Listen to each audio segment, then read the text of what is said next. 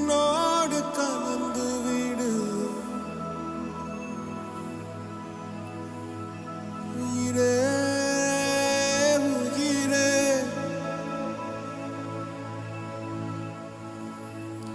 என்னை உன்னோடு கலந்து விடு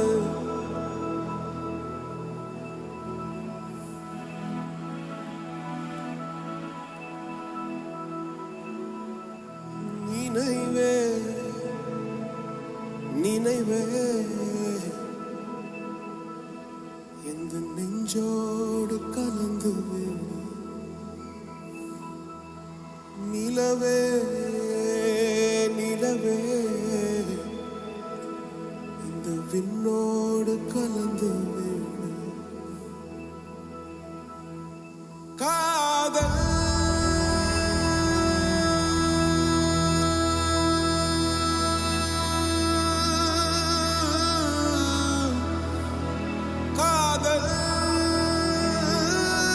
இருந்தால் எந்த கண்ணோடு கலந்து விடு காலம் தொடுத்தால் என்னை மண்ணோடு கலந்து விடு உயிரே உயிரே வந்து என்னோடு கலந்து விடு உயிரே உயிரே என்னை உன்னோடு கலந்து விடு நினைவே நினைவே என் நெஞ்சோடு கலந்து விடு நிலவே நிலவே இந்த விண்ணோடு கலந்து விடு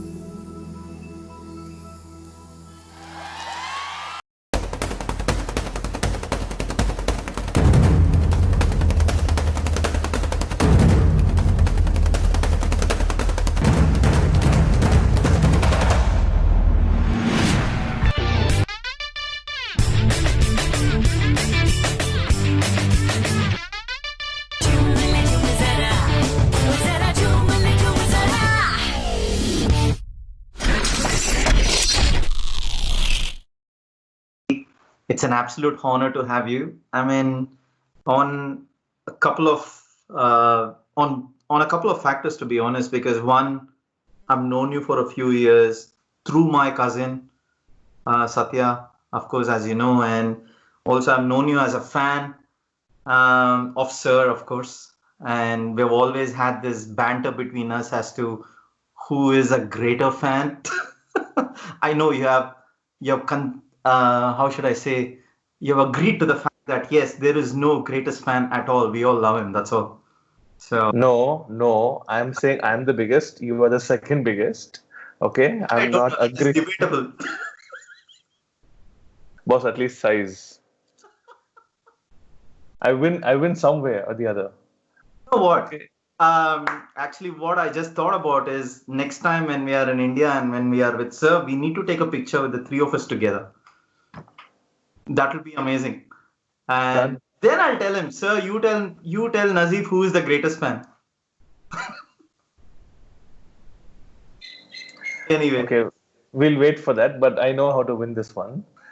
And yeah, I've known Satish, as we call him, for a long time. We've worked together a lot, and he's always brought your name up. And he's been like, there's another crazy fan, my cousin who lives in Australia. And I'd be like, yeah, I know him. Yeah. So, but anyway, we'll win this debate when we are together. Both of us will win it.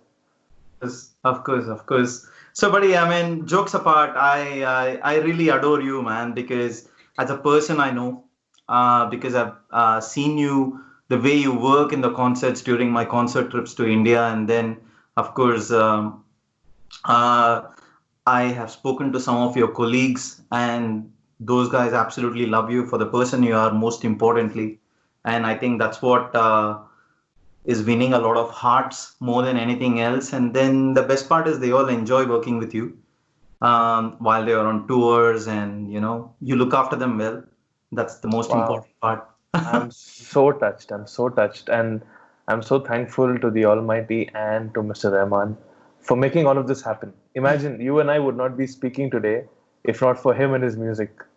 So everything goes back to him, right? Everything. True. It's amazing.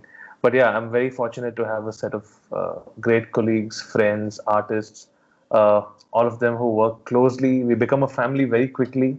And I think we're all connected by art and heart, both. Yeah. So thank you for your kind words, Mr. CR. No, it's not from me, but it's them who are saying it. And to get to hear from, from some of the big names that we know in India, and talking about you it's such a cool thing, which simply means they can't fake it. Nobody can fake it. So it just comes out. And then, yeah, I've known you as a person, and then I've interacted with you during the brief concert trips. But yeah, of course, yes. I mean, even recently in Trichy, where we were sitting upstairs in the restaurant and we were chatting. Correct. But one morning, right? Along with her sister as well, who was there. I finished a run and I came upstairs. But next time I'm taking you for prayers. Yeah, 100%, man. Yeah, thank you so much. I was like so hesitant. I was like thinking, how should I tell him? How should I tell someone that I also want to come for the prayers? But I was like wondering, if someone asked me, what would you do there? And I was like, I was a bit nervous. There's always a calling that has to happen at the right time. Yeah. So maybe the right time is the next trip. I'm pretty sure I'm traveling down to Chennai later this year once the COVID and all calms down. And yeah, of course, we're going to catch up. Buddy, so thank you so much, man, for coming on the podcast. And my pleasure. Are you keeping the best for the last? No, I mean, the thing is, well, Sir has come on the podcast already, as you know. Oh, no, that's the best already done. But as much as to be honest with you, as much as I wanted to pause this podcast for a while, doesn't seem like it is going to happen with the number of people who are wanting to come now on the podcast and wanting to talk about Sir. It feels like a dream ride for me right now, to be honest with you, because when I first started, I still remember writing to Sir saying, Sir, you know what? I just came up with an idea to listen to one of your podcasts, but interestingly enough, there wasn't one. So I wanted to create one. And he just put a smiley, and that's it.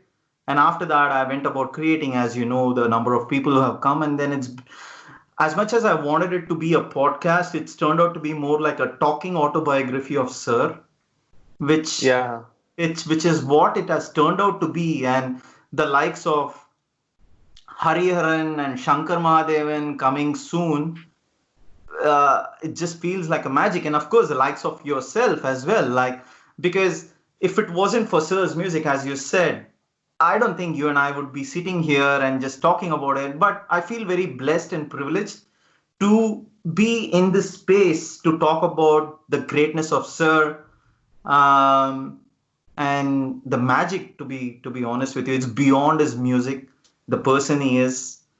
And so, buddy, I mean, that's why your honored. Your podcast will go on and on and on, because the number of people whose lives he's touched, the number of opportunities he's given, the number of people who are indebted to him, including you and I, many of us, in so many forms and so many shapes. The way he's empowered people, the way he's lifted them up from a lower strata of society to a better way of living. So many people are touched, right? So you'll never end this podcast. You'll have the next year when you do it, in the 365 days, he would have touched 365 lives. So you may want to quit your job and do this forever. I don't know, but it's been a magical ride. I can tell you that for sure. So, buddy, I mean, I know we have lots to talk about.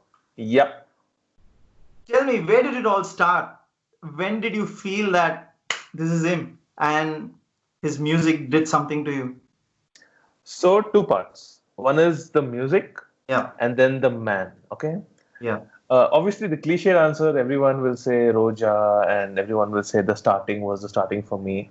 But I was 5 years old when Roja came out. So I started resonating with his music. I started liking the sound of it because everything else you heard before was one type, and then you have this clutter breaking new sound. So as a youngster, I mean, as a 5-year-old, I Yeah. was connecting with the new sound of Yeah. things. Yeah. But that's in the hindsight. Mm. As I started growing up, his album started growing up with me. Like it was like a journey we had together without knowing each other.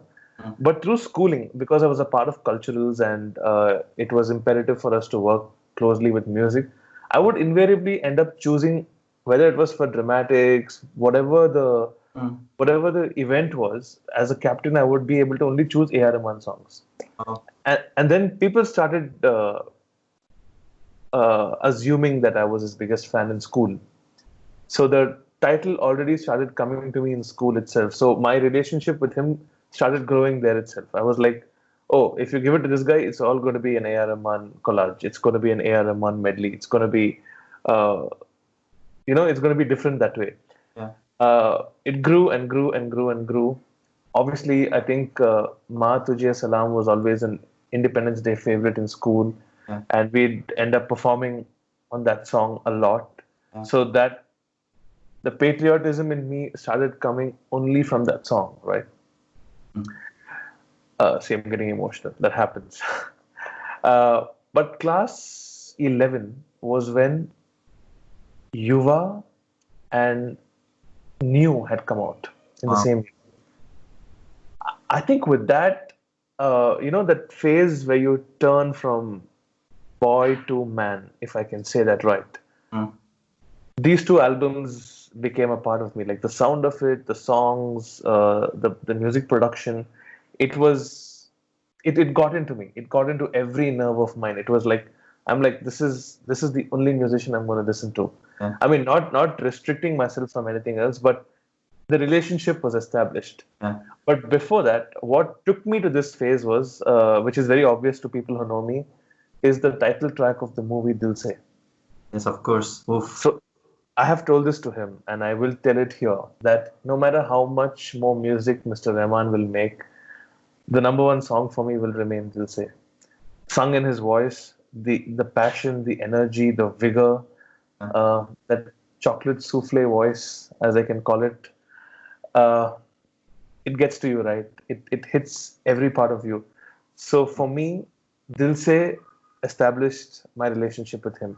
Although it was way ahead of its time for me because I was 10, 11 when Dil Se happened, but Yeah. for me, it wasn't a love song for me. It was anthemic for me. Yeah. I would want to stand up when that song was being played for me Yes. because the representation was for me way bigger than the actual subject, which was, I think, love in the movie. Yeah. It was Yeah. love between two people. For me, it was love between him and me. Yeah. Dil Se was the song. Yeah. Yeah. Wow. Oof. Yeah. And then from then on, it just became established that I am going to follow this man. Mm. Uh, when I first met him, when God was really, really kind. So when I lived in Chennai through my schooling, I never got a chance to meet him. Never. Yeah. But they say, right, follow your dream and your dream will follow you. Yeah. So I had to move to Bangalore for my engineering. RV I was College. against RV College of Engineering. Yeah, I was against it. But my parents were like, no, you have to move out here. You can't be without your parents and family. So very hesitatingly, I moved to Bangalore. And in 15 days, I see an ad in the paper saying A.R.Rahman live in Bangalore. I moved in the month of September, and in October, this gig happened. So I finally got a chance to meet him through the A.R.Rahman Yahoo fan club, which we are all a part of. October 7th, late night, 2005, Yeah. is when I had my first meeting with him. It was just a shake hand. I was flabbergasted. I had no words. I was stone cold. I had Wow. no idea what was happening. But when I met him, Yeah. we were like 30 of us, and he was in the middle of rehearsals. He saw this gang wearing a black t-shirt, A.R.Rahman fan club, way before the social media kicked in, right? So we Yeah. were just there on ground, Yeah. off the social media. Yeah. And he spotted us and he's like, who are these guys? And then I think he figured out that we were volunteering for the event. So he said, I'll meet them all. Gopal Yeah. was the Talavar, right? So he Yeah. came down to meet Gopal and gang, and we were a part of the gang. it didn't hit me then. I was just stone cold because I saw him in flesh and blood. And then after he left, I realized what a warm human being he was. He Mm. spent a few minutes with us. He asked each one of us our names. He shook hands with each one of us. Wow. And then after he left, I was swooning. I was like, I didn't know what hit me, and I was like, I really have to work with this man. It was for me a revelation. I was like, I Wow. hope I find a way to meet this man. Yeah. So Amazing, man. October 7th, 2005, it must be 11:15 in the night. You even Uh, remember the time. Yeah, absolutely. It was it rained the next day. The concert was in a messy situation, but the previous night Hmm. is when it all happened. Like things changed for me. Wow. 1987 to 2005 was phase one of my life. 2005 to now is another phase. And I made it a point that one day I will have to work for him. Wow. And obviously you achieved it. That's his kindness. Imagine, Or in the journey of working with him. no, so I also must mention this that such a big legend, he's achieved so much in life, way ahead of his time, and he's done so much for the nation. It's not easy for him to accept youngsters to work for him. Mm. It's not easy for him to give beginners a chance to represent his work and to be a colleague Yeah. doing Yeah. things together, whether it's making music videos, whether it's doing concerts, whether it's creating something new. Yeah. It is so big hearted of him to allow youngsters, young minds to even collaborate with him. Yeah. He could have just stuck to the Yeah. achiever category, right? Yeah. He could have only worked with the biggies. He could have only worked with people who he was guaranteed that Yeah. they are capable of delivering. Mm. But he's always gambled uh, with a young mind and a young heart within himself.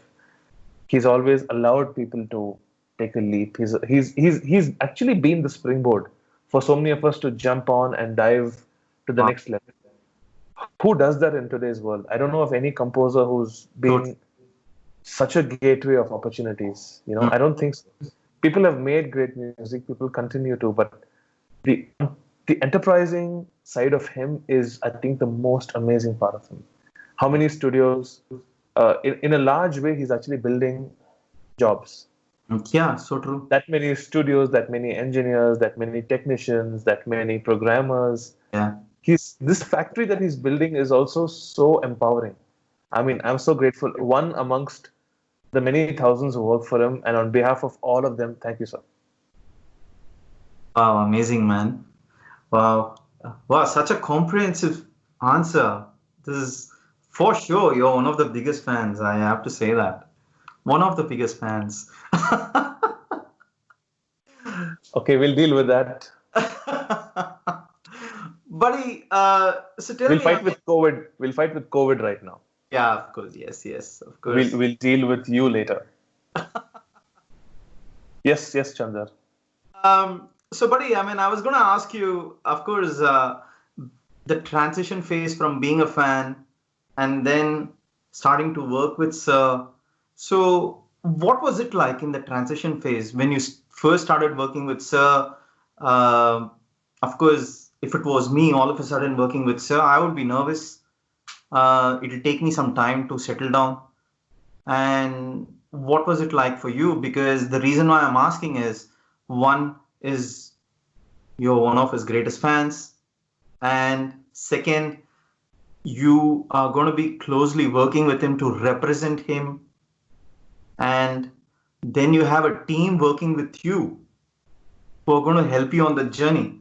So it's a bloody big responsibility. It's not an easy task, and it's one of the biggest names in the country. In the And world, I think. in the world, to be honest. Yeah, I'll have to rephrase it. So in the world, and it's a lot of pressure, and also tours not only within India but outside, especially when you came to Australia and traveling to the US, and everywhere that you go, it's a huge responsibility. Um,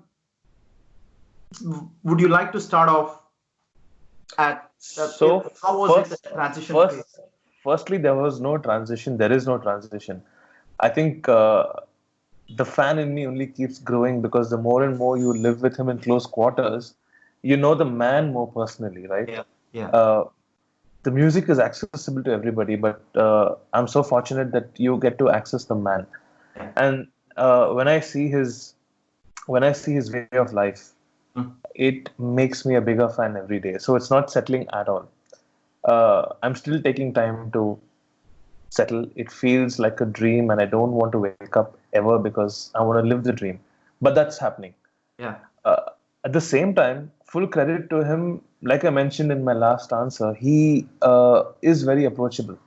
Yeah. I think once you are in his quarter, he's not treating himself like Wow. the Academy Award winning super composer who has achieved everything. When he's in his quarter, he's treating you like a colleague. So he's equating you with equal responsibility as himself. That makes you very comfortable. At the same time, it also makes you feel very responsible, like you said. Whether it's there are different ways of representing him. You could be probably just writing 4 lines on his behalf, Yeah. but it's he has taught me that because whatever goes out has to be so carefully handpicked, should be so carefully written. It should move the person in the right way. Like even a small imagery, if it's disturbing, he'll ask me to remove it because he's like, the world is already so disturbed, the world is already so distorted. What are we doing to make it slightly better, make it slightly more calming for the people? So even if a song is dark, he tries to make me think of the visuals that will be enlightening and a little more easier for the human mind. He's always so careful. He's always so careful about what he's delivering to the people because he wants to only contribute positively. He's like, the world is suffering. Yeah. Whether it's a note I write, whether it's a song I release, whether it's a video I release, or whether it's a show we do, let's try to keep songs. The handpicking is so carefully done. So he's very approachable. He doesn't make you feel like you're working for such a big person. He doesn't make you conscious of your actual situation. That humility, that humble quality, it's incredible. So to answer you, I have never transited from being a fan to an employee or a colleague or a teammate. I'm always loving being a fan, but having the additional responsibility of working for him. And I think it's the case with all singers you've interviewed so far. They'll all have the fan living inside them without even, the fact that they've sung for him, they've shared studio space does not change anything for them. Yeah. They continue to remain bigger fans of his. Yeah, but I have learned, for me, I became more spiritual. I became more faith, the power of faith. I think it would keep slipping down me back in the day. But once I started working with him, I realized that you give up everything and you just believe in God and then things will happen. Wow. That has pretty much changed so much in me, and that I owe it to him because he practices it so beautifully. Yeah. He doesn't even impose it on you. He lives with it, and then you see it, and then you'll be like, let me try it out too. And that's it. It happens. God gives you only the best. Yeah. So he's truly changed the way I've thought about faith, and today I'm such a stronger, such a believer in faith. Yeah. And that works totally, especially now in these down times when everyone's having a cloudy mind and question marks floating all over. He called me right when this started, and he's like, it's just a storm, it'll pass. So true. Because the first 4-5 days when things were getting cancelled, we were in the middle of a tour right now. Yeah. A North American tour. Yeah, we had like 18 cities confirmed, and we had Bangladesh, and we had 3-4 more unannounced shows. Imagine 25 shows maybe. And then all of it is just indefinitely postponed without a plan. And then obviously I'm worried because there are so many things that I'm responsible for, so many people I'm responsible for, invariably. Yeah. And he just said, don't worry, it's a storm. It'll come back even better. Yeah. So true. Again, so I would have probably slipped into depression. I would have probably slipped into a worrisome hole, Yeah. But I'm not. I'm at surface level because I'm just waiting. I want to see the storm pass, and I know it's passing. Yeah. And I know that the next year will have so much more better for us. Oh, I agree. Yeah. So that's him when you work with him. Everyone learns. Unknowingly or knowingly you learn. And he'll tell you a line which will not hit you immediately, but 3 days later when the line has applied itself in your life and you'll be like, what? Did he just say that? And that's how it works. One of the, I mean, amongst all of his philosophies, one thing that he taught me was when you become too intelligent, art suffers. I have applied that now everywhere. Wow. You think with your heart, not your mind, for sure. Wow. Yeah. Interesting. Yeah, that's him. Oh, yeah, of course. I mean, actually, I was going to ask you, especially in the current times that we are all in, it's obviously affected all sectors, every industry, including the industry that I'm in right now. I work in IT. Of course, I have the privilege of working from home, but still, from a business point of view, we have had a big hit, no doubt about it. We have between us, we have had pay cuts within our company. It's a 25% pay cut across the board, and but thousands and thousands of jobs have been lost here in I know. Australia, and people who maybe a week before lockdown who were in their fancy cars and fancy houses are now looking for help and relying on the government subsidy that's being offered. But life has changed everywhere, and of course, you and I might have to feel fortunate for the fact that we have a house to live in, and we are still able to do something as part of our work. And I was just going to ask you, of course, your especially this, the field that you're in, it's hit even more badly. Same thing goes with my cousin as well. It's actually the situation is weird because everyone's affected equally, but the recovery for our industry is the last because we're not priority. Entertainment is not priority. Right now, especially live concerts, you can listen to music on a CD, you can listen to it on iTunes, you can go on YouTube, you have enough and more content because anyway, people are sitting at home. There's no urge or there is no necessity for us to go gather in crowds to go watch a concert. Right. So probably the thrive of our industry will take its own sweet time to come back because we depend on large numbers. The larger the number, the more money is made in our industry, whether it's a theater, a cinema hall, or a concert ground, right? Right. It's totally dependent on numbers. So numbers are scanty right now because people can't even gather in more than 4. How do I do a concert with 40,000 people? I mean, it's crazy. So we're not sure. The whole digitization of concerts is temporary. It's not a permanent solution. I agree. Like you can't keep doing weddings on Zoom. You have to be there at a wedding to feel a wedding and the aura, the vibe, the people. It's the same thing. I say it's the same thing. The personal touch is what makes it, like when we see Mr. Rahman live, it's so euphoric, right? It's not going to be the same when you watch him on screen as much. It is, but you don't pay for it as much. Yeah. So our industry is, I think, stretched the most, and it's going to take so much more time to come back. But we're all staying positive.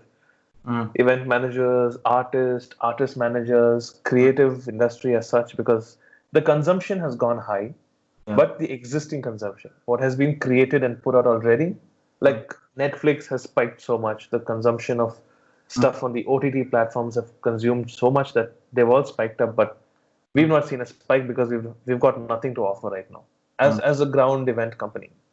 Yeah. But we're figuring things out. We've moved digitally.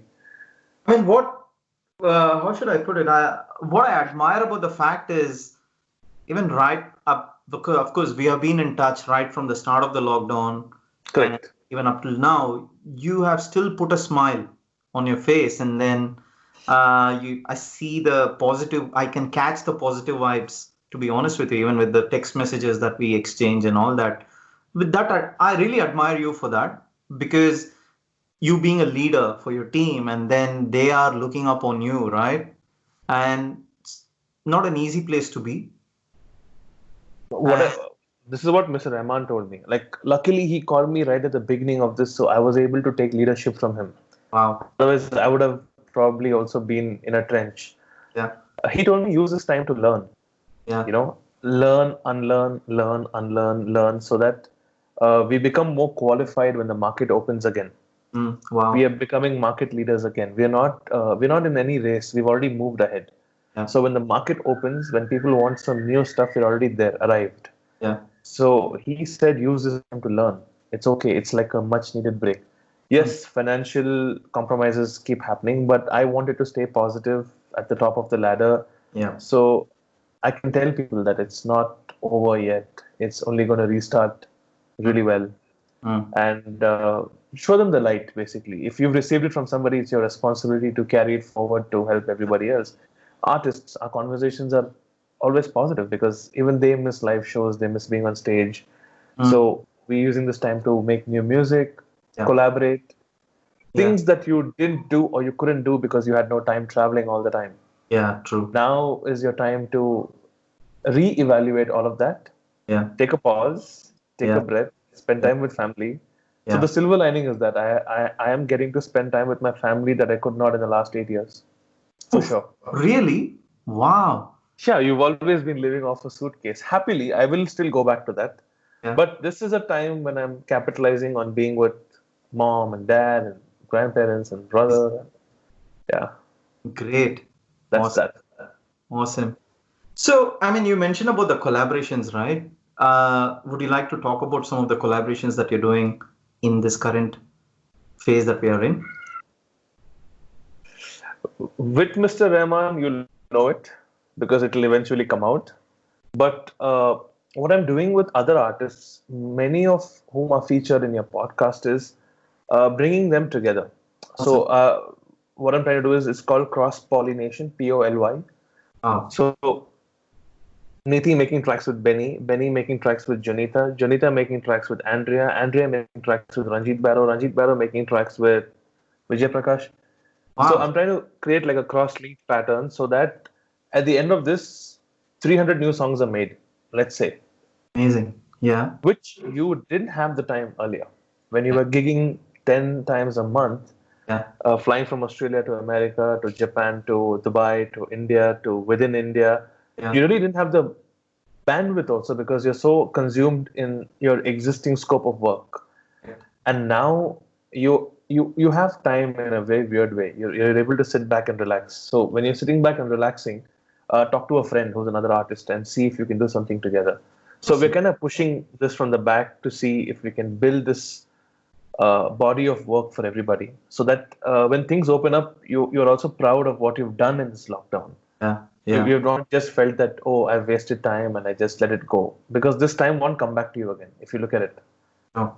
Because 2021, when things open up, it'll open up with a backlog of 2020. You'll be running the race again. You'll never have time for soothing collaborations or mind-boggling interactions. You won't have time for things you and I are doing right now. So use the time wisely. So I'm spreading that. And I hope it works out for everybody. Sure, it would. I mean, it sounds so very exciting for me, to be honest. Because as you said, these are the things that you would have not even thought of when things were normal, right? Because you don't have the time. None of us have the time. And also independent music, because films aren't going to release soon. New film songs won't be made soon. It's the time for independent music to rise, and people have made so many amazing tracks. They're not able to place that outside. They're not able to push it outside because the film music is so large and enormous that it eats up everything else. Now, when that monster has slept, it's the time for us smaller guys. I'm not saying smaller dimensionally, but those who have kept it very low because of the independent stuff can now rise up.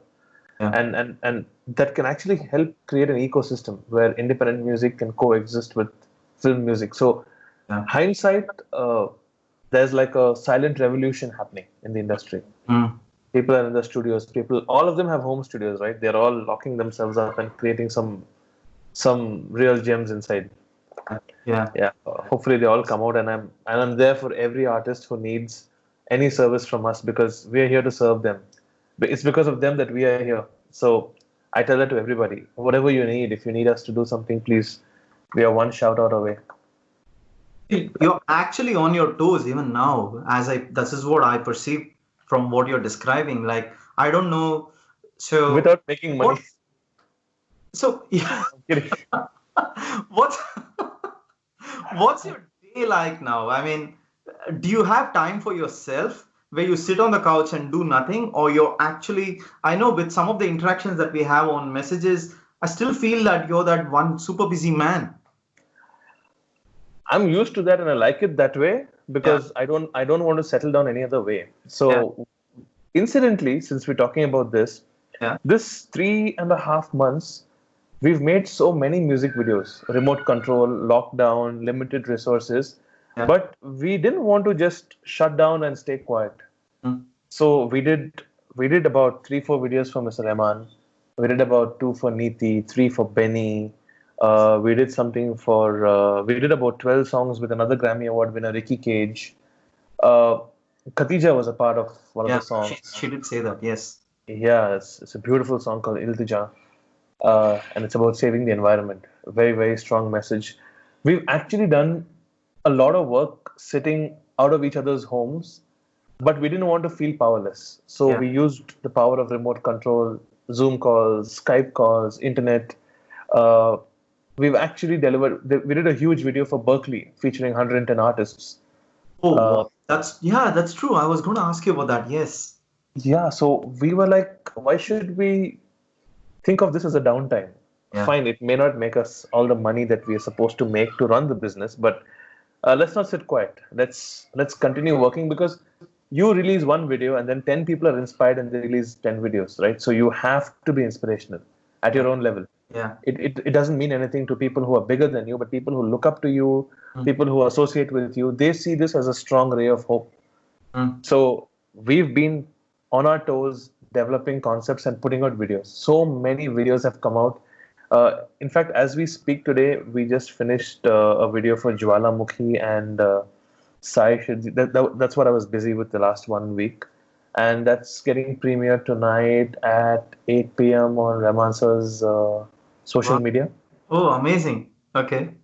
Yeah. So we've not stopped. Remote control. Rahman sir shot himself in Chennai with one camera, one person, social distancing.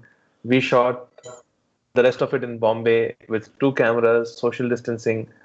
I was on video call with both sides to put the whole thing together. It's totally possible. Wow. Yeah, so we've been having fun putting out these videos and working with minimum resources. But now the challenge has been accepted. You've been given lockdown, you've been given no resources, but no problem. We still make videos. Wow, amazing. So yeah, the creative team has been very busy because we've been doing these things. The other things have been slow, but they'll pick up. Amazing. Great. I mean, it sounds really exciting, man. In fact, the way in which you're keeping yourself productive. And so does this actually, I'm going back to my question again. Do you have me time at all in the current phase that we are on? I know you like to keep yourself busy and you're always busy. And I do. It's me time with music on my headphones. Yeah. I've been listening to whole albums, not just songs of Mr. Rahman, but I like pick up 2 albums for a day and I'm like spending a lot of time with them. And then you hear all those nuances again, you hear those interludes again, you hear that little humming in the middle, and then you're reliving all those songs, and it's beautiful. There is a lot of me time. Why would I even say no to that? And of course you're at home, so you're so much with your family that it feels like me time any which ways. But yeah, my me time, like 99 songs, what a beautiful album, 14 songs, a monster of an album. And sometimes you get to hear only 1 track or 2 tracks. You're always in the middle of hustle, right? I've been listening to the whole album back to back, giving it the time it needs, giving it the love it needs, and it's so beautiful. So yeah, I'm thankful. I'm listening to his music like the way it's supposed to be heard, Yeah. Yeah. In fact, you just reminded me of something. So when the lockdown just kicked in, things were getting gloomy here with like this is the first time I myself experienced like all of his with empty roads and hardly any people on the streets. I took some pictures of that, and especially the busy roads of Melbourne, which Sir has seen before, and then I sent it to him, and his response was so good, less pollution. I And know. I say, oh yeah, yes, sir, that is right. You're right. And then after a day or two, things were getting even more very, very gloomy. And I myself was uncertain as to whether I'll have a job or not, to be honest. Touch wood, we still do. But um, I, I just felt like telling him, I said to him, sir, release, please release something that can bring universal peace to all of us. And it's just something that occurred in my mind. That's why I thought I'll share it to you. And he responded with a smiley, right? And next day, 99 songs comes out. And you have no idea how much it has been helping me and like for a lot of others, especially the fans, in terms of healing. In this, What's your favorite song of 99? to be honest with you, I said this to Sir as well when he was in the podcast. I told him, Sir, when this album released, like any other album, every song will go for a week or two in an infinite loop. So by the time I got to your 14th song, it was like only 9 weeks later, is 9 or 10 weeks later, I got to the 14th song. And Sir was like, are you serious? Is that how you listen to it? Wow. And I said, Sir, this is normal for me. So for me, for most of us, yeah. do you do that too? Of course. I mean, I'll instantaneously or instinctively pick up, like for me it was Jwalamukhi, because also I tend to hear it in the studio and a little before it's released. So you already have a favorite in your mind. You start off with that officially as a fan. So for me, it started off with Jwalamukhi female version. Then it went to Jwalamukhi male version. Then I knew subconsciously because O Ashika was playing in my head because I had heard it through different phases of the making. And then the theme itself, Oracle, because we would use it in the concert. So it was inbuilt in me. Yeah. So then it moved to O Ashika and Oracle. And then, like now, after working on the Sai song, it's getting into my favorite because that is so soothing. It's so relaxing. Yeah. And I keep waiting for that little portion when Sir's voice comes. So I'm always looking forward to that little place. I just keep waiting for it to happen. And in the waiting process, you fall in love with the whole song 2,000 times over. I feel like hearing myself. Yeah, that's how we are. That's how we roll, man. That's how we roll. That's how we roll. Since you mentioned about O Ashika, of course you asked me about my favorite song. I mean, every song is my favorite, no doubt about it. There is magic, and in fact, I wanted to ask, but it slipped out of my mind. This voice without words. You know that, right? How did he even come up with something like that? It's so magical for me, and then it does something. And when I hear it, I feel like, yep, this is the way it should have been done. But I wonder how he conceived it, is what I start thinking about. And then, of course, there are a number of my favorites, but O Ashika stands out, no doubt. It does something magical to me. And then I am in tears when I listen to it. And even the lyrics of O Ashika. Yeah. I had the fortune of telling Navneet, who wrote the words, that there is so much craft in those words. It's amazing. Yeah. Yeah, O Ashika does something to me as well. And especially when it goes with "Oh Ma, I'm gone." I know how special that is for you. Yeah. Ma na mile to khuda na mile. I think that'll be very emotional for you as well, right?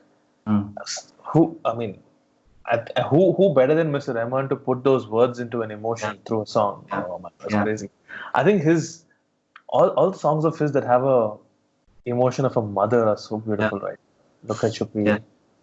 Even Ma Tujhe Salam, right? He mentioned it in so many interviews.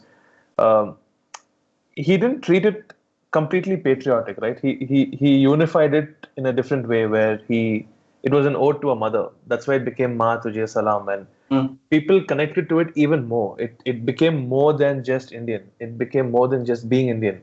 Of course, the underlying patriotic feeling comes throughout, but I think making it motherland and then making it Ma, that jump was so genius from his side, Yeah. and it made us all, even in Tamil Thai, it's so No. beautiful. Yeah. So Yeah, true. I Um, know. y- yeah, man. I don't know. I mean, I'm glad you're actually telling. Resonating what you're Yeah, thinking. resonating. Yeah, that's the I word I was know, I looking know. for. We should put a alert, extreme fan alert, before people listen to our podcast, because they're gonna go get to hear A.R.Rahman incorporated in everything and anything, because that's how it is. That's how it is. On that note, I just remembered I've always been thinking that, I'm probably the craziest who listens to a song in an infinite loop and things like that. And of course, as part of the podcast journey, I also invited some of the fans from Australia. There were like three people who came on the podcast, and they blew me away actually when they started expressing about their love and the passion for the music and passion for the man and all. Yeah, they are probably even more crazier.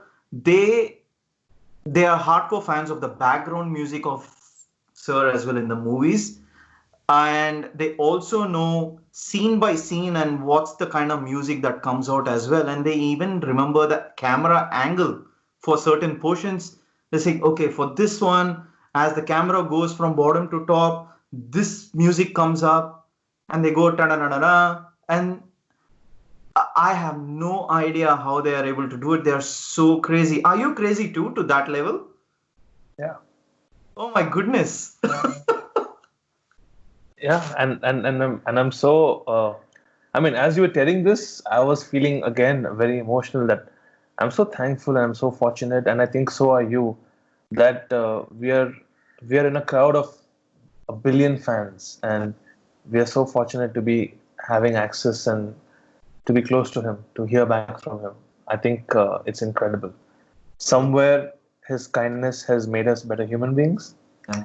Like, even when I meet fellow fans and when I see their passion and I see their detail, Yeah.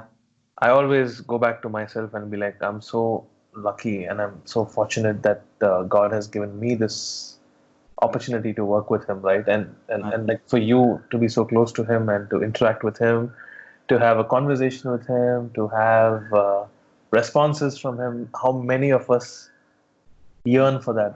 It's incredible. I mean, we are so lucky. Something good that we should keep doing because we've been given this gift. Yeah, but on that note, I'm that crazy, so I also relate to BGMs and I relate to the scenes. And since you spoke about camera angles and all of that, I was actually, and I must mention this because I must thank Mr. Rahman, because when I came to him, I had no idea about direction Wow. or cameras or editing Yeah. or post production. Wow. But today, he gives me all those jobs, which means he's trained me, he's taught me, he's mentored me, not just on events and event creatives, but what exactly is post production? How do you post produce? How do you bring post production to the level he wants it to be? Wow.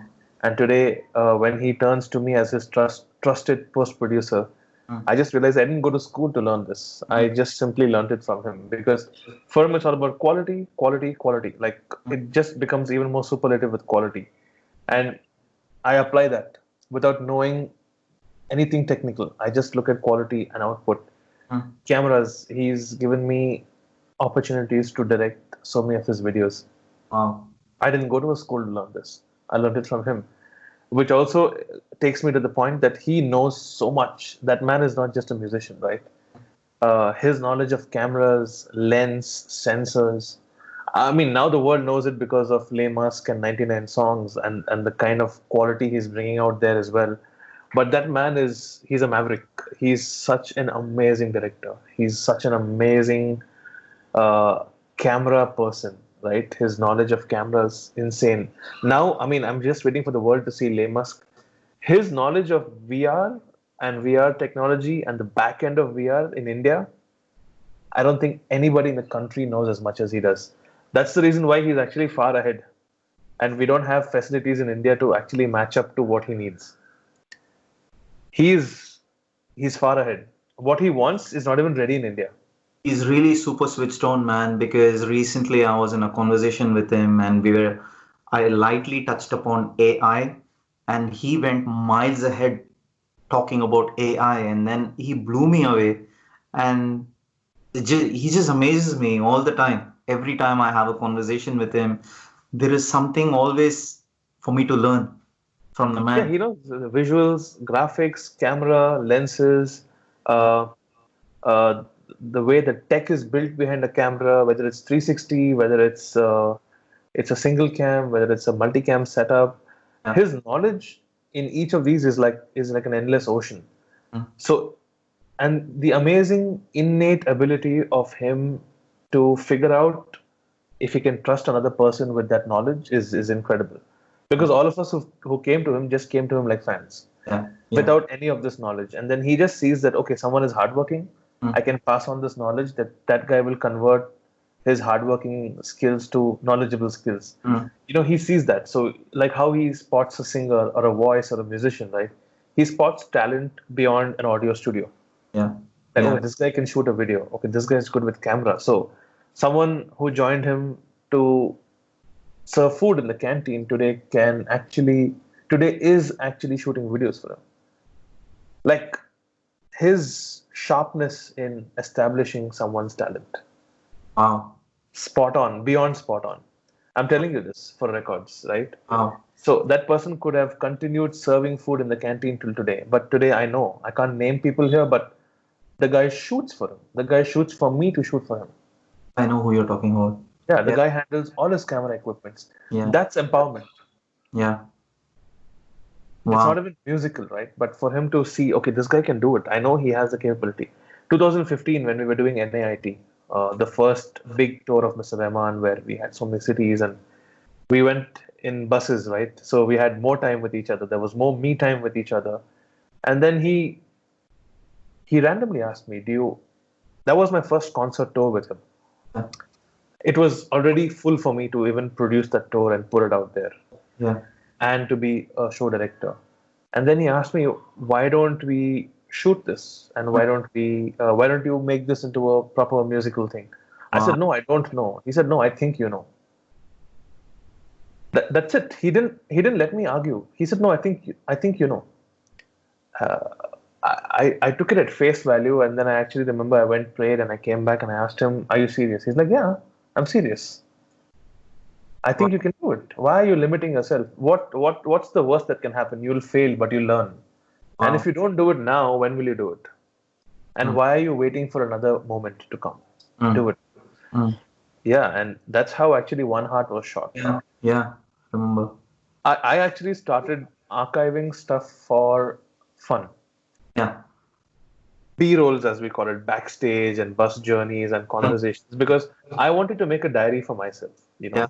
Like we come back after 40 days of touring. I want to come back home and show it to my parents and folks and what we did.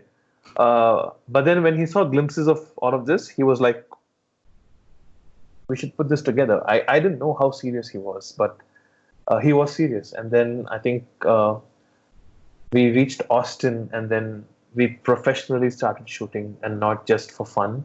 And that was we were midway. Austin was right in the middle. It was city number 10 or 11, if I'm not mistaken. And then that became One Heart that you guys have seen. I hope you guys liked it. I absolutely love it. And in fact, I don't know whether you do this or not, but almost every Sunday that plays on my Apple On TV. Netflix? No, on my Apple TV, because I bought that when it released. Right. Yeah, it plays every Sunday for me, and especially when I'm cooking and stuff, it plays in the background, and it's really well done thing, man. You should be really proud that you did something like that. So again, everything goes back to him, because I did not know that I could put this together. I had no idea. I had never done that before. Straight away. And in fact, 2 days ago, your good friend Keba came on the podcast, the guitarist, and we were talking about One Heart in that as well, because I told him that I don't know if you remember in the One Heart, Sir tries to come near you and he does something like this, and and you laugh, and that's been captured. And he was like, "Yeah, I remember. It always brings back those memories." And That was crazy, Chandar. You won't believe. I mean, uh, Mr. Rahman has done hundreds of shows and hundreds of tours, but this was the first time we were 18 cities back to back, yeah, 32 days. We were yeah, going in buses from one city to another. It wasn't your flights and airport journeys. So we that's- would finish a show. We get 3 hours of showdown. So we bring down everything. All your yeah, production is back into trucks. yeah, We were like 8 trucks, 4 buses. We'd go like a gang, right, from yeah, one city to another. And then Sir would keep inviting somebody or the other in the bus because we'll need people to have conversations with and have fun. And the bonding, yeah, traveling hours together on a bus, stopping in the middle of the road, going into a donut store, picking up donuts in the middle of the night because you're hungry. Uh, that's what led to this movie because it wow, wasn't just shows. The shows were the break in the middle for yeah, us. It was, yeah, the journey was always continuous, right? yeah, From Dallas to yeah. Chicago, Chicago to Denver. I don't know. We went everywhere. We Yeah. went everywhere on the road. It Wow, was first for Mr. Rahman, wow, wow. and we saw him make music. We saw him ideate. We got a chance to live with the man through Mm, these buses, and mm, we wouldn't even sometimes check into a hotel, right? We'd had back-to-back shows where we'll finish the city number one, load down. mm, We'd finish a show by 11, and by 1 o'clock, we're on the road again. Imagine. mm, And we reach the next venue by 8 in the morning, and we're straight getting into the venue. All of these venues are equipped with yeah, facilities that help yeah, you check in. yeah, And we're in for the next show. We're not even sometimes going into a hotel room. We are traveling from one venue to another venue. So yeah, we were like a band of boys. It wasn't, it was, the back end wasn't like a superstar show. yeah, The yeah, front end was, the consumer still got A.R.Rahman live in concert, but the back end was like a band of boys backpacking, traveling from one gig to another, eating in the middle of the highway, yeah, taking 15-minute breaks, and yeah. it was that. Mm, So that One Heart will be very close to everyone on that set. Everyone. Keba, Janita, Hari, oh, for sure. uh, the band members, myself, Mr. Rahman. I mean, we should do One Heart too. I told him. So when we come back to North America, You should. we'll Uh, go by buses. We're not taking flights for sure. I'm with you. You should do that for sure because it's really special even for me. And when it was going to be released, I still remember I booked it well in advance, and I was the first day, first show. I was sitting there, regardless of the fact there was no one else in the movie theater except for me. I Oh, thoroughly enjoyed it. private screening. So yeah, it was just me, and so I still remember I walked in, and then they were like, "Okay, sir, just to let you know, there is no one else in the cinema today, and you still want to watch it?" I said, "Yes, that's why I'm here." "Yes, sir, no problem. We will also offer you popcorn because you're going to be treated as a special guest because you're the only one. I hope you enjoy." And I thoroughly enjoyed it. Did you? The sound of that show, I mean, the One Heart film, was designed by Sir. I mean, he sat through it completely. Like Wow. he owned that piece. The post-production process, he worked very, very closely, like he does with any of his projects. But I know how much of uh, how much of sound quality went into it. Like he was very careful in designing the sound because people had to experience this like they were in a concert. Yeah. It Yeah. wasn't supposed to just feel like ordinary stereo, like you're watching another film, This is a concert film, so when someone's sitting in a theater like you are, you're supposed to be feeling like how you'd be sitting in front of a stage. Yes. So the kind of dynamics, the inputs, and the kind of mixing, as we call it, that went in, like he took a lot of personal care in getting that done. That's why people, I mean, you'd close your eyes and believe that you're in front of a stage, right? No Yeah. matter what. Yeah. So he really took care, and then Ranjit sir flew down to Chennai, and he spent a lot of time. And another person you should talk to is Ranjit Barrow. Already done.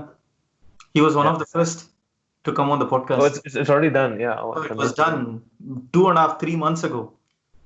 He was one of Another the first, and he straight away came. I said, "Yeah, I'm coming." another huge body of work with Mr. Rahman. Yeah, For sure. He had a lot of stories to tell as well. He even said Sir had. Actually, you've traveled with Sir, right? Have you been to his LA house? I've lived there. Okay, I've well. lived there a lot, a lot. And so, has Sir cooked or made anything for you? Omelette. Omelette, yeah. That's what Ranjit Sir said as well. He said, Yeah. yeah, he has He made. actually asked me. We were awake the whole night, and the next morning he's like, I can't cook. Okay, I don't know how to cook even an omelette. I don't know. So he actually asked me, do you know how to cook one? I said, no, I don't. Sorry, I can go get one. He said, no, no, I'll make. So yeah, he's actually cooked breakfast. Amazing. But then LA brings most of us close to him a lot of memories because where he lives in LA, he's more freer than he is when he lives in Mumbai or Chennai. Yeah. So we get to hang out a little more. We get to go for a walk. Yeah. We walk down 2 junctions and we reach this place called the Grove.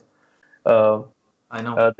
there is a place called Swingers right outside his house where we can actually go sit and order breakfast, and he doesn't get really disturbed there because people aren't crowding around as much as they would anywhere else. So yeah, LA, I mean, if it's walks and simple things like having breakfast together and all of it, it's got to be LA. Amazing. Yeah. Amazing. And so you've obviously been with Sir in his white convertible as well, I take it? No, that was the Bentley, I think. Yeah, I think he gave it up after a while. That's what he told me. But no, I've sat in the car when he's driven, not the white convertible. But yeah. Because I remember I asked Sir about it when he was in the podcast. Sir, I asked him, Sir, the white Bentley unnu vechirkingla illaya? Illa, I don't have it anymore. And I told him, Sir, it's because of that. My previous car was a white convertible, and I wanted to stick with that because of the fact that you had a white. And he just laughed. And he's like, oh, you're crazy. No, he gave it up because he wasn't traveling as much. Yeah, Earlier, back in the day, he was traveling a lot. Yeah. So yeah. But I've heard stories of him zipping through the streets of LA, and yeah, I've not had the fortune of sitting in that one, but yeah, I've been his co-passenger on car journeys. And yeah, I think it was in Trichy is when I told Sir, when you come to Melbourne again, please allow me to pick you up at the airport and drop you at the hotel in the I Love ARR car. And he said, can I drive? I said, of course. So for that, you'll have to be in touch with Bhavin. or Bhavin or Smriti, who will help you organize the pickup and drop. Yeah. For sure, I'll route it through you whenever that happens. Kidding. Yeah, I know. I hope 2021 we can all gig again. Good, man. For sure, 100%. Dude, I allow me to ask you, right? Please. Because you've done so many tours with Sir, and the tours that you're going to do with Sir in the future. What goes into the planning, man? One is a concert within India, yes. And of course, when it's a tour like in the US or in Australia, how many months before do you actually start working from the planning all the way up until execution? What goes into the process? Just curious. The toughest part for me is making a set list. Right. Because as a fan, we must be talking about 700 plus tracks of ARR. Easily. Okay? 750, I think. The numbers will come up to. How do I pick up 30, 35 from it? Yeah. Each song is special, right? And people like you and me have consumed it so much that we'll find, even if that song is not a full favorite, but that one interlude in the middle is your favorite, or that one humming Yele Lo of ARR is a favorite, or there's always some gibberish or something that makes you like the track so much and you want to incorporate that in your set list. So my biggest fight with him is when we make the set list, because I'll always put Dil Se on top and he'll strike it off. I'll be like, no, please, Dil Se. Okay, track number 4. Okay, track number 5, please. And he's like, no, Dil Se is done. I said, boss, not happening. So even if he takes it out, just one day before the concert, I'll bring it back somewhere in the list, and he'll be like, "Oh, okay, fine, we'll do it." But then when he does it, it's so beautiful, and Yeah. people love it, right? Yeah. The first part is identifying a set list, which is for me the toughest part because you look at his body of work, it's actually quantity and quality wise both. It's the record books of ABBA plus Bonnie M plus Bee Gees plus Michael Jackson plus Madonna plus so many people put together is equal to one A.R.Rahman's record book. One. So Wow. and the hit record is 95%. Yeah. What do you do? And you're asking a fan to select 30, 35 songs, man. Okay, but yeah, we always know the classics will come in there, and then a few of the current hits. Yeah. So the first thing we do is to understand a good balanced set list, and also, fortunately, we have a great pool of talent on his live tours, so they can perform anything, they can sing anything, they can play anything, they can adapt very quickly. They're good learners, versatile. Niti, Benny, Jonita, Hari, Javed, Ranjit sir, the band, the engineers, the technicians, the visual artists, everybody. Like they're also adaptive and they're so quick in understanding what changes are happening. Once that is done, I think we start preparing the back end, like, for which song, what visuals. We take that aspect very seriously, like the whole look and feel aspect, because when a consumer is buying a ticket and coming, he needs to feel the experience. So the experiential element kicks in. But I must say this candidly, that no matter how much planning you do, there is a lot of things that happen last minute. And that becomes the most beautiful part of the concert because those are impulsive calls you take. Like when Mr. Rahman landed into Trichy, he realized that, this was his first concert in Trichy. First time he visited Trichy, he felt a certain earthy vibe when he met the people, when he met the little meet and greet he had. He felt that people will like folk a little bit here. Right. Which would have passed us. It wouldn't have stayed with us. But Mr. Rahman, he's such a revolution, right? He's like, no. I think we should redo our set list and make that a little more folkish, make it a little more earthy, the sounds of Tamil Nadu. And we rearranged the set list again. Wow. Of course, the whole team is amazing. Like I said, they are so responsive to Mr. Rahman that it doesn't become a burden. It actually becomes challenging and fun because we're realigning a few things. But like you would have seen, the Trichy concert was such a big hit because of the song selection. Like we did songs we had not done before, right? Correct. So even Mr. Rahman gives time, and then he's like, let's rearrange the song, let's do this and that, and Hariharan is there, so we should do this, we should do that, change songs, and that genius starts working in a very different way. Can I interrupt you and ask you something very quickly, since you mentioned Hariharan sir as well? Whose idea was it for the duet between Sir and Hariharan for the Uyire thing in Trichy that happened? Okay, I'm going to say this on record, and I hope people forgive me. So, Rahman sir does Tu Hi Re in the concerts, and that version is so beautiful. Right? Correct. Like when he sings it in his voice, it's incredible. I can't imagine what it could be otherwise. So before we got into the Trichy concert, I told sir we should also try and do Tamila because Hariji is there. Yeah. But I told sir that I would love it in your voice because sir sang a snippet of it in an award show, and it sounded so sublime. I said, sir, it's sounding amazing in your voice, but we should do like a duet version maybe with you and Hari sir. Yeah. He said, let's see. But if Hari is there, I think he should sing it. Yeah. I kept quiet. Yeah. Then Hariji and I met. Yeah. And I told him that, so these are the songs we have. Do you have a song in mind? And he gave some recommendations. And he's like, he told me, Tu Hi Re, Rahman Paratom. Okay. And I said, sure, sir, but I think he wants you to sing. He's already told me that this song should be given to you. It's your song. He's like, Illile, Rahman Paratom. So I knew that Rahman sir, being the kind-hearted, large-hearted man, he would only allow Hariji to sing. So I kind of came up with a compromising idea and said, sir, I don't know when the two of you all are going to come together again.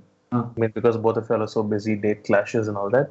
Mm. So I went and told Hari sir that I'm going to pitch the idea of a duet. Mm. You please agree so that two of us versus one is better. And he said, don't worry, go for it.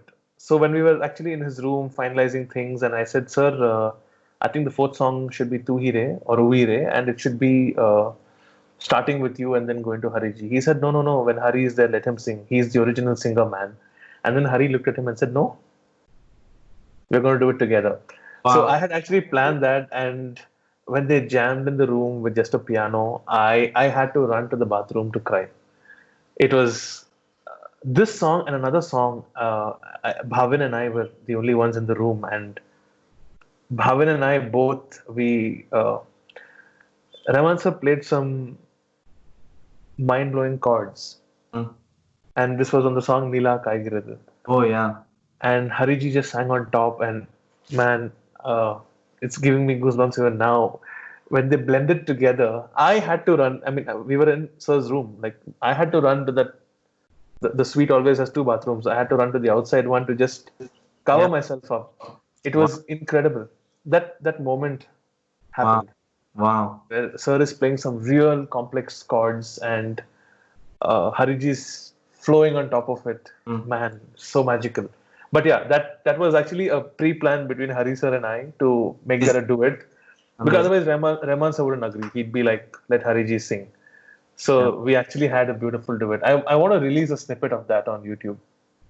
Buddy, I totally love it because I was fortunate to be there in the concert, as you know, and then I managed to record that on my phone, and you have no Oh, idea the number of times I watch it. beautiful, right? I just totally love it. Yeah. I got the whole song, and it's magical, man. Please And I send that to still me. remember finished the Trichy concert. I came back, and maybe a day or two later, you had put a Facebook post as well, actually talking about that particular song. I still remember, and I was like thinking, yeah, this guy is really crazy for sure. Only he can recognize something like this. Moments like these don't happen For over and sure, over again. I agree. And to think of it, we are all fans of his music. So Bombay came out in '95. Tu Hi Yeah, Re was a version yeah, we've only heard in Hariji's voice. And then one fine day, Rahman sir started singing it. Actually, it was at the Global Citizen, the first time he sang it.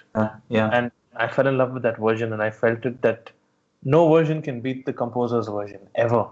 The way you feel it, he would have felt it this way when he composed the song. Yeah. So I could only hear Tu Hi Re in his voice. And then to again have the original singer back with Mr. Rahman to sing Tu Hi Re again as a duet, how fortunate are we to witness that live? So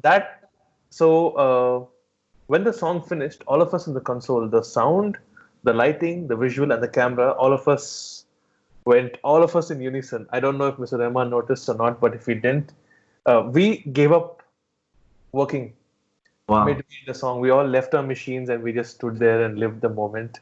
And Wow. when Hariji and Rahman sir came to the end ramp and they ended the song, Yeah. both of them did a jugalbandi and they ended it, and we were like, boss, that is owning the song. That is boss level, you know.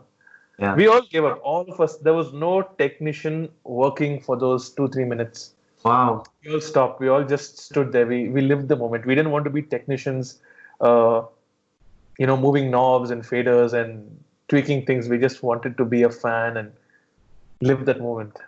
Tu Hi Re was that incredible magic. I agree. I agree. That was one sensational thing. And I was like wondering, oh my goodness, whoever came up with this idea is a genius.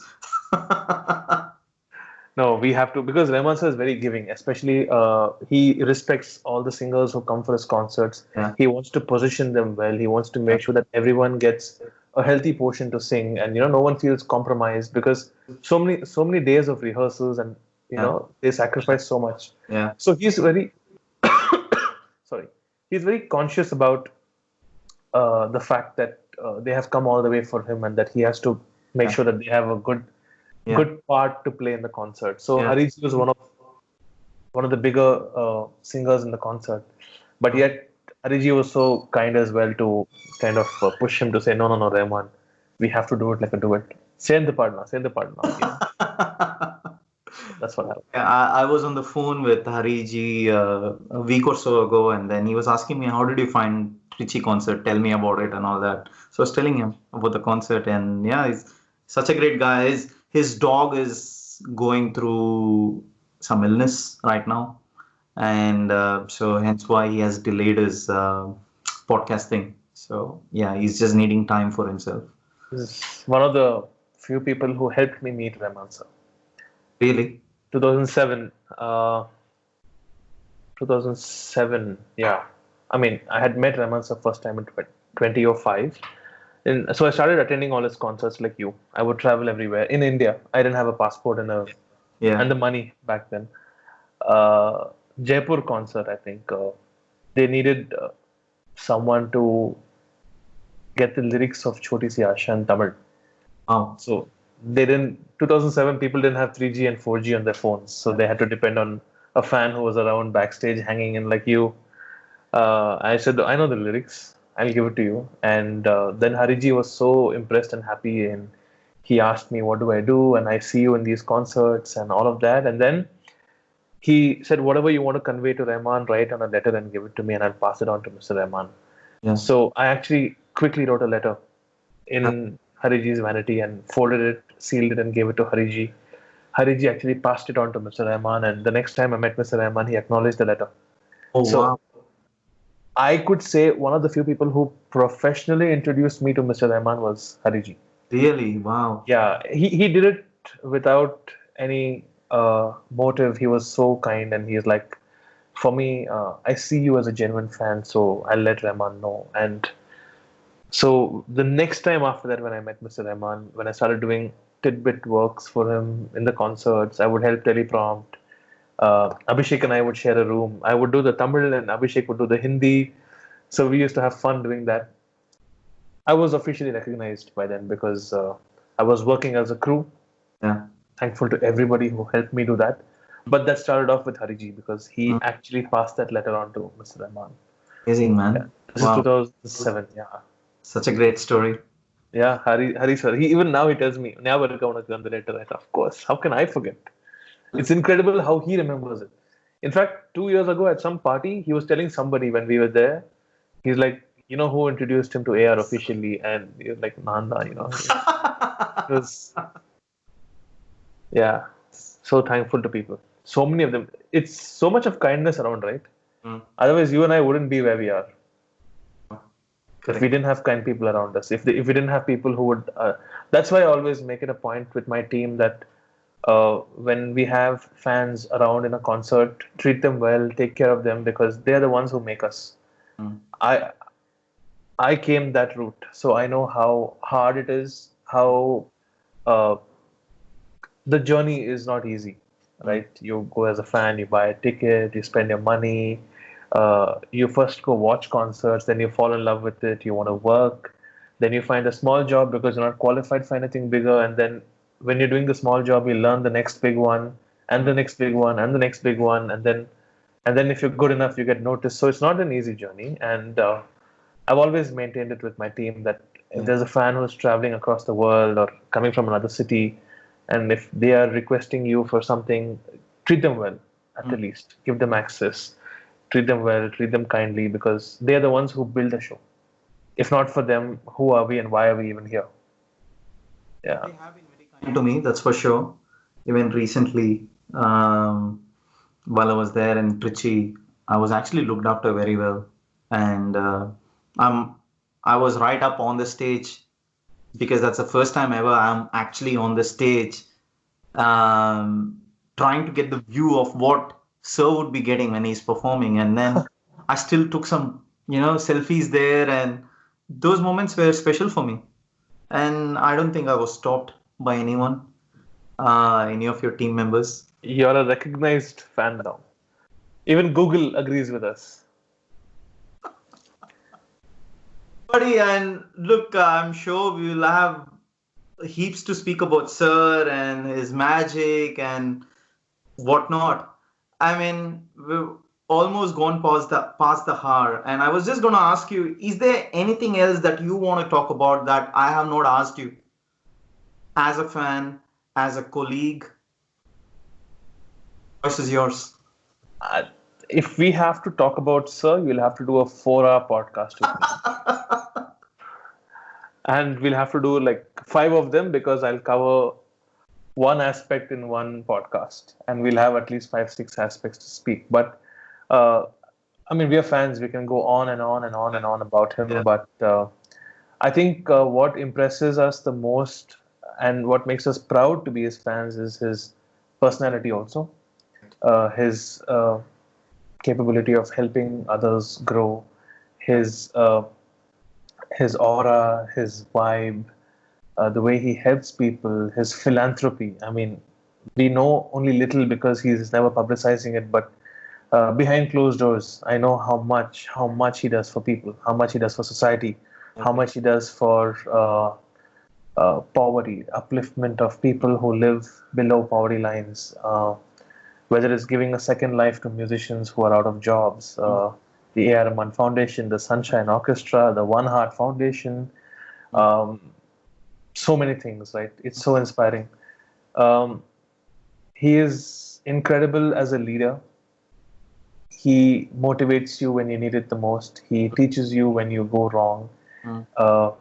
He guides you, more importantly. What happens is a teacher has to always be there with you so that you keep learning. The learning arc never ends. And he's one of those teachers who keeps teaching you. Even now, he'll keep sending me information so that I upgrade myself. He doesn't just, the whole Chinese proverb, like, you don't give a fish, but you teach someone how to fish. He's exactly one of those. Yeah. He's not giving you money one time to say, okay, go eat your food. But he's like, I'll tell you how to do this so that you can go eat every day. He's a classic living example of the Chinese proverb. Yeah. If anyone has to see what it looks like True. to be taught how to live, it's him. True. And yeah, his music, I think everyone who's come on your podcast will tell you how influenced they were, how moved they were, how inspired they were by his music, or by the songs he's given them, or by the movies he's done with. You've interviewed directors, Gautam Menon, Bala sir, and so many people. They'll all have incredible stories of how lives have changed with him. And I'm one of them. I'm one of those few 100 billion, 1,000 people whose lives he has changed. I'm just one small bacteria in that universe called A.R.Rahman. Yeah, I don't know. It's getting emotional for me, and it always happens, right? It always happens. But even now, no matter how busy he is, he finds time to respond. He'll take your query seriously. You can call him up for the silliest thing, and he'll call you back. He'll never make you feel small or a subordinate. He's always making you feel equal. That is incredible. I don't know how many people in this world can do that. And he's still checking if you've eaten. Otherwise, he'll make you stop work, say eat first, and then continue. He'll say, I'll call you back after 1 hour, eat and call me back. Wow. If you're sleeping, he's waking you up and he's telling you to go back to sleep because he's like, sleep is first. I think ever since Mr. Sridhar passed away long back, he told me soon after that no matter how much work you've got, get your 6 hours of sleep because there is no substitute to good sleep. No matter how healthy you are or how much you take care of yourself, whether you're exercising, you're walking, you're dieting, but sleep is also, you can't compromise. And in our field, we tend to take sleep a little lightly because we always have deadlines. We like to work at night. We like to have that me time when you're working. So we tend to put sleep aside. We tend to. But then he's constantly reminding us and reminding himself, especially during concerts, because the work is so much that, we tend to sleep less. Yeah. So he's always told us, how will you function on the day of the show if you've not slept for days, Yeah. You have to deliver. So it's very important to balance it out. So these life lessons are, I think, more valuable than anything else coming from him. Yeah. Interestingly enough, when Sir came on the podcast, that was maybe at around 12:30, 1 a.m. for me, I think. And then the first thing he asked me was, that's the first thing he asked me. I said to him, Sir, I'll be awake. For you, I can do anything. But what I'm trying to say is he's concerned. Yeah. Right? And absolutely. That's the best part, and then that's genuine. He doesn't do anything for the heck of it at all. No, buddy, I was going to say that, as I said earlier, we obviously need hours and hours to keep discussing about it, but unfortunately, we have to come to the end of the podcast. And as you said, it is purely for the hardcore fans. This podcast is for the hardcore fans. So And let's put it this way: instead of people hearing you and me, okay, for many more hours together, let them go and actually listen to his music and get immersed in it, and rather use their time to actually draw more positivity directly through his music. So we'll end ours with whatever we could, because we'll need hours and days to go together. But we'll sign off by asking them to, okay, let's give them a quick list of 5 songs to go here after our podcast. I'm saying Dil Se, I'm saying Kun Faya Kun, I'm saying Ma Tujhe Salam, yeah, I'm saying Aaj Dil Gustakh Hai from Blue, wow, and I'm saying um,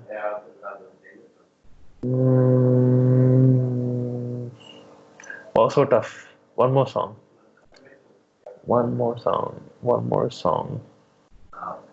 Jwalamukhi male version. right, okay, interesting.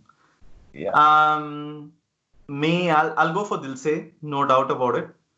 And Pudu Vellai Malai. And the third one is Khwaja Mere Khwaja. And O Ashika from 99. And the fifth one, this is going to be a tough one. Here's a little thing that I do. Every Friday morning, I need a track to get me into the groove of that Friday thing. So I listen to Hello Doctor as the first thing on Friday morning. This might sound silly, but that is me. So these are my 5. Cool. So guys, we've given our 10 songs. I think Dil Se is common, so we're giving you 9 songs. Enjoy the next 1 hour. Indeed. But before I let you go, I'll take a picture. Sure.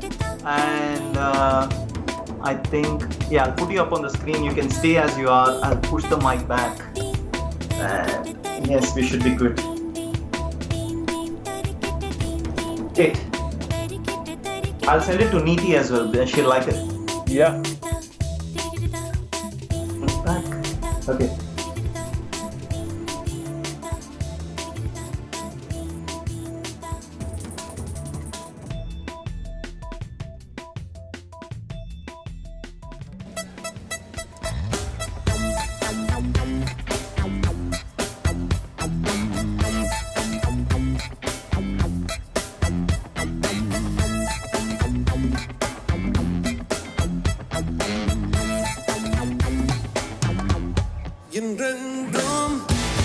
என்றென்றும் புன்னகை முடிவில்லா புன்னகை இன்று நான் மீண்டும் மீண்டும் பிறந்தேன் ஒரு துளிப்பாறையிலே என்றென்றும் புன்னகை முடிவில்லா புன்னகை இன்று நான் மீண்டும் மீண்டும் பிறந்தேன்